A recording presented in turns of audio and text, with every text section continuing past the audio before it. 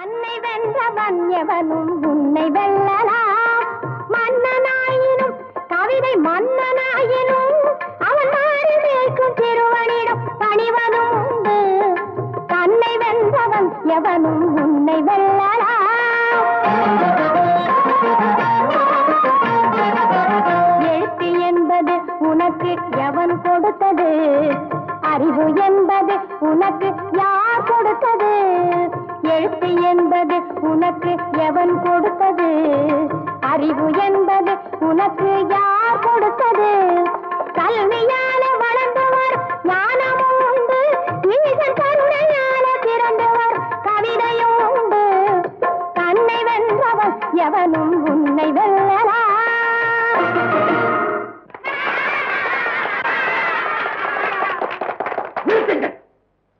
சிறுவனே, கவிதைக்கு சொற்கள் முக்கியமா பொருள் முக்கியமா? பெரியவனே, புகழ்கிறேன் கேள். சொல்லென்னும் உடலுக்குள் பொருள் என்னும் உயிரை தொகுப்பது கவியாகும். பொருள் இல்லை என்றால் வெறும் சொல் மட்டும் இருந்தால், பொருள் இல்லை என்றால் வெறும் சொல் மட்டும் இருந்தால் இறந்தவன் உடலாகும். இறந்தவன் உடலாகும்.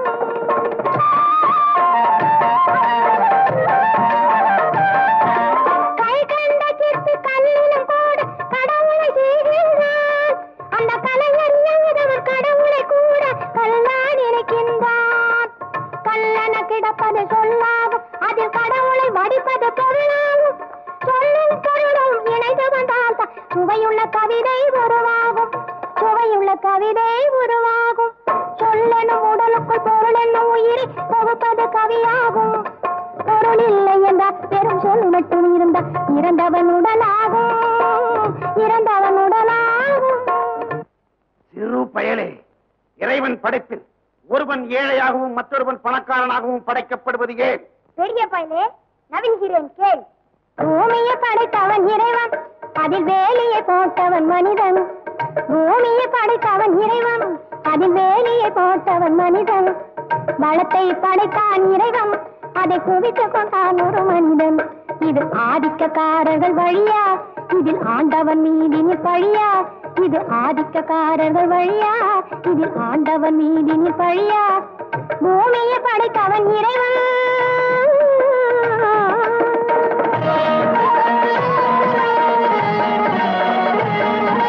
சாதிக்கும் மனிதன் பொறுப்பு, ஏற்ற தாழ்வுக்கும் மனிதன் பொறுப்பு. சாதிக்கும் மனிதன் பொறுப்பு, ஏற்ற தாழ்வுக்கும் மனிதன் பொறுப்பு. இது கடவுளின் பங்கு கருப்பு என்று கனல் போல் எரியுது நெருப்பு. அந்த நெருப்பின் நிறந்தான் சிவப்பு. இதை கேட்டது உனக்கு திகைப்பு.